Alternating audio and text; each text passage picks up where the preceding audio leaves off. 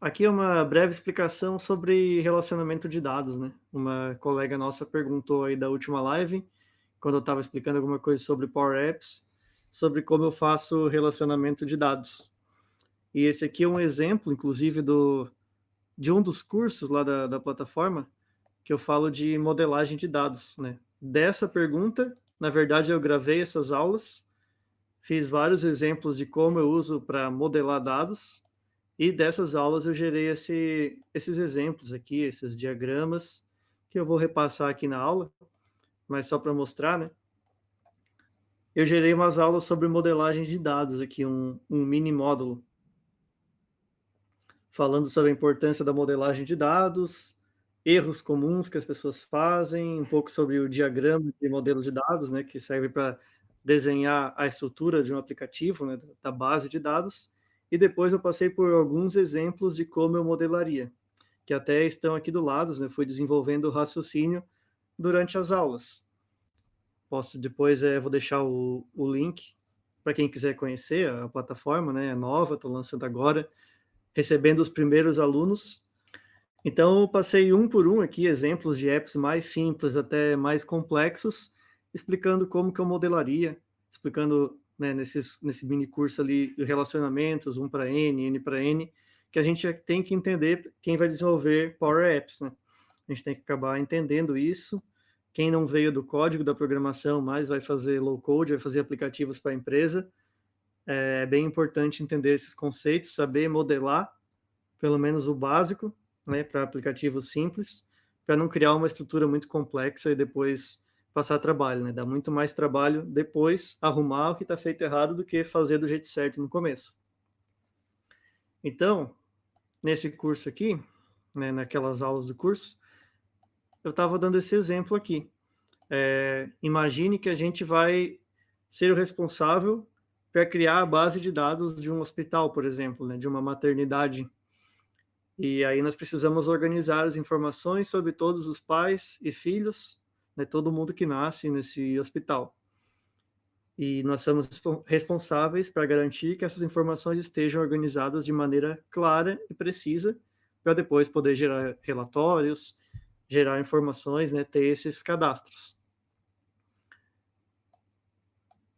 Então, inicialmente, né, a gente vai ter uma tabela de pais aqui que as pessoas vão cadastrar, pai e mãe. Ah, o João e a Maria chegaram no hospital para ter um filho. Aí nasceu aqui o Pedrinho. Deixa eu ver até se foi o exemplo que eu dei. É, boa. O Pedrinho. Agora, uma pessoa que não entende muito de modelagem de dados, o que, que ela faria aqui? Ela viria aqui do lado e criaria essas colunas. Não importa onde a gente está falando, de que base de dados nós estamos falando aqui.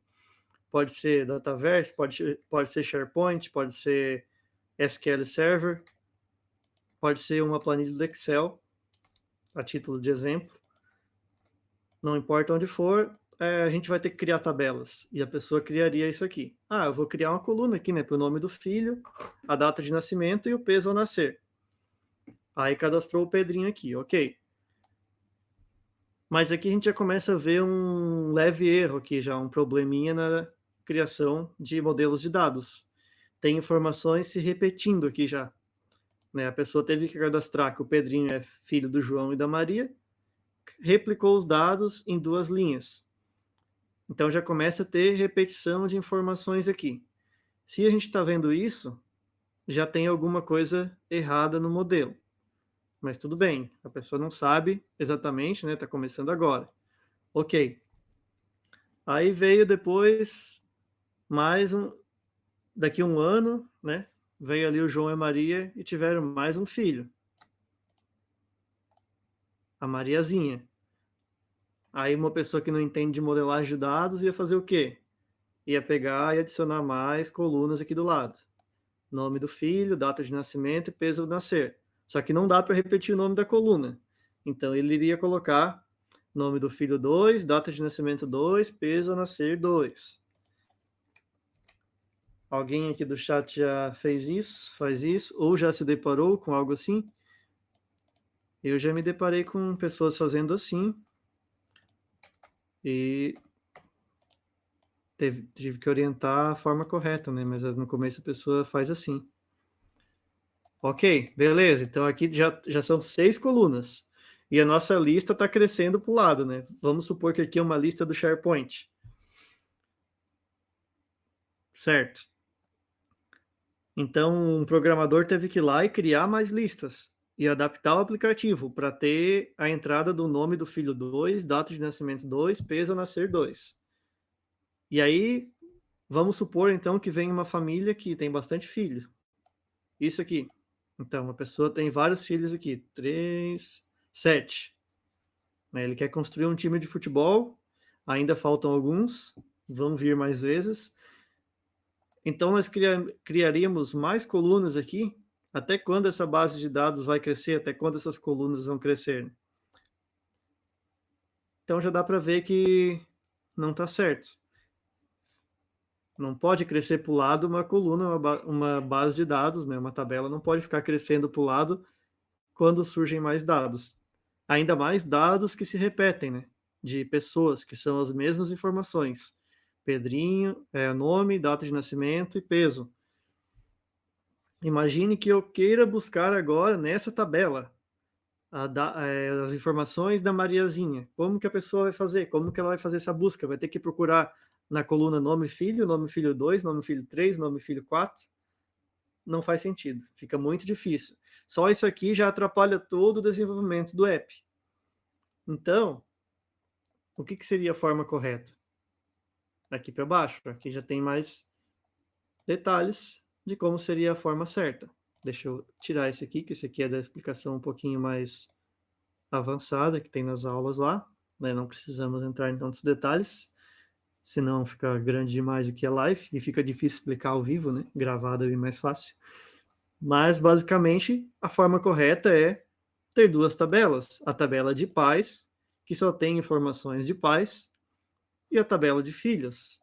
Então, cada vez que nasce uma pessoa aqui, por exemplo, aqui, ó, nasceu o Pedrinho, que é desse casal aqui, do João e da Maria. Nesse caso, nós temos uma tabela de pais, com informações aqui que não se repetem, e uma tabela de filhos. Ó, nós temos aqui, então, a tabela de filhos. Nasceu o Pedrinho, eu coloco ele aqui, cadastro o nome, data de nascimento, peso, sexo, que é outra coluna que eu nem tinha colocado lá no exemplo anterior, e nós teríamos uma coluna que seria o ID do pai e o ID da mãe. Então aqui nós teríamos o ID do pai e o ID da mãe, está relacionado com aquela outra tabela lá de cima. E note que aqui, ó, em uma linha, nós relacionamos com as duas linhas da tabela de pais aqui. E dessa forma nós não repetimos dados igual tinha sido feito no modelo errado aqui, ó. Aqui, para dizer que o Pedrinho era filho do João e da Maria, nós tivemos que ter duas linhas. Já aqui não. Aqui uma linha já indicou que ele é filho dessas duas pessoas. Não teve repetição de dados. A cada criança que nasce é adicionado uma linha abaixo da outra, então ele cresce verticalmente. Eu não preciso ir lá criar novas colunas, por exemplo, né? Não preciso mexer na estrutura dos dados, e isso fica bem mais escalável. Eu posso ter quantas crianças eu quiser aqui para um casal. Então, daqui a um ano, por exemplo, nasceram várias crianças e chegou a Mariazinha, do João e da Maria. Bastou adicionar mais uma linha nessa tabela aqui, relacionando com o João e com a Maria, sendo pais dessa criança. Fica muito mais fácil, né? Muito mais escalável. Depois, na hora de filtrar, na hora de buscar lá no Power Apps, eu quero buscar quem são os filhos do João. É muito mais fácil, só vem aqui, ó, filtro, onde id pai igual 1, ele já vai me trazer essas duas linhas aqui. Eu já tenho os dois filhos do João. Posso fazer quem são os filhos da Maria. Eu venho aqui, onde id mãe igual 2, vai me trazer essas duas linhas, do Pedrinho e da Mariazinha.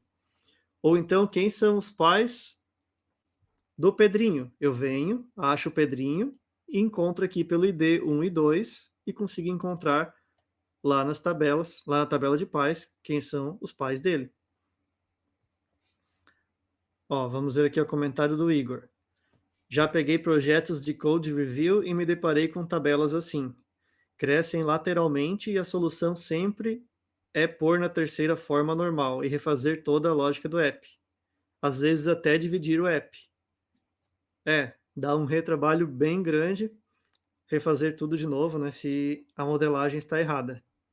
É muito mais fácil, vamos dizer, perder um tempinho, né, no começo do app para planejar de forma correta, entender o que está acontecendo aqui e modelar, né, para não acontecer isso. Geralmente acontece nesse esse formato aí de tabelas que crescem lateralmente, de quem nunca viu, né, outra pessoa fazendo aplicativo, está começando e começou a fazer aprendendo ali na raça, vamos dizer, ou quem começou a fazer o app assim no vai maluco, né, começou no improviso, não parou nem um pouquinho para pensar e vai criando coluna e vai conectando o app. Aí acaba ficando pode ficar dessa forma. Já vi também, por exemplo, quando envolve datas referente a meses. Ah, valor de janeiro, valor de fevereiro, valor de março, a pessoa vai adicionando coluna. E aí poderia ser uma tabela, né, de valores referente aos meses, para não crescer lateralmente. Se tem que crescer lateralmente para adicionar mais informação com o app em andamento, é porque já tem alguma coisa atravessada.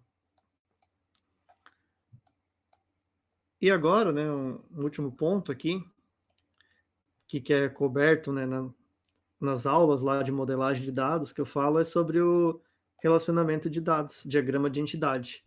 Na verdade, quando nós vamos descrever um app, a estrutura de um aplicativo, documentar alguma coisa assim, nós não deixamos dessa forma aqui, porque aqui, se tiver muitas tabelas, fica difícil de visualizar a estrutura e como as coisas se relacionam.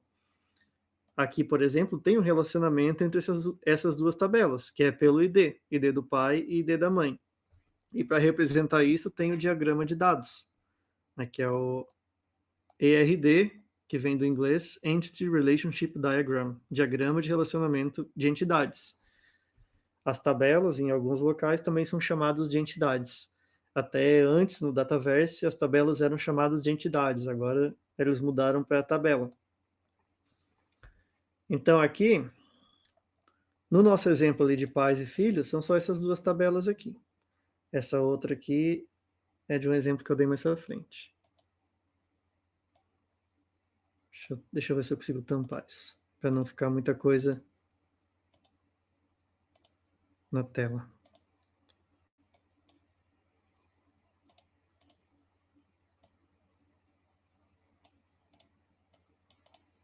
Ó, comentário do Igor.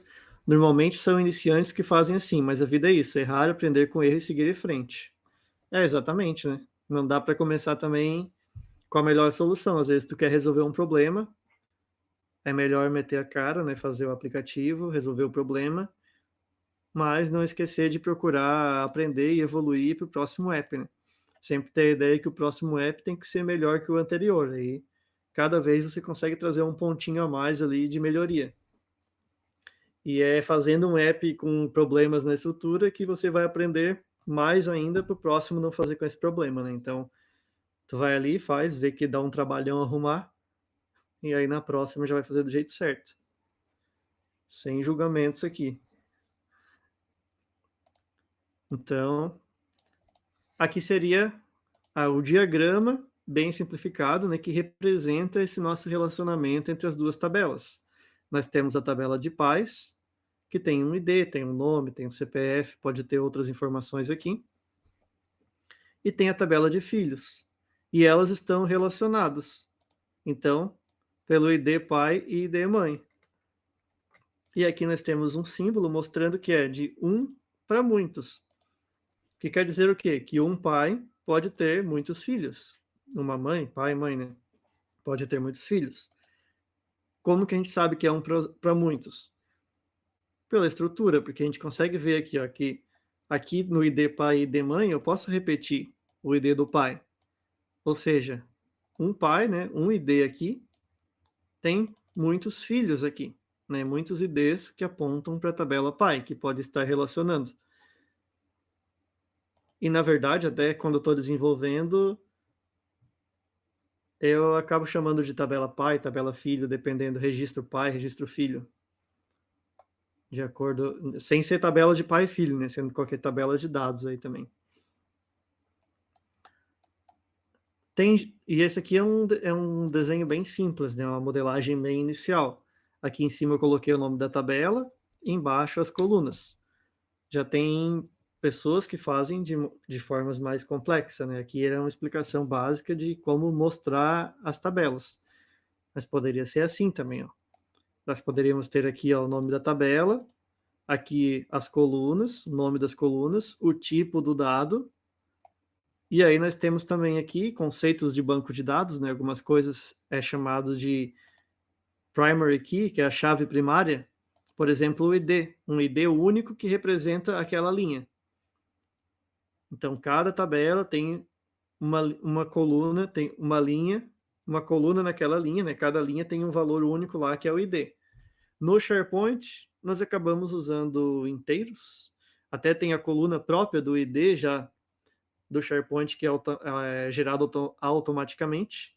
No Dataverse, esse ID aqui é um guide, que é um número bem maior, assim, uma string bem grande, com vários números, que tem um ID único.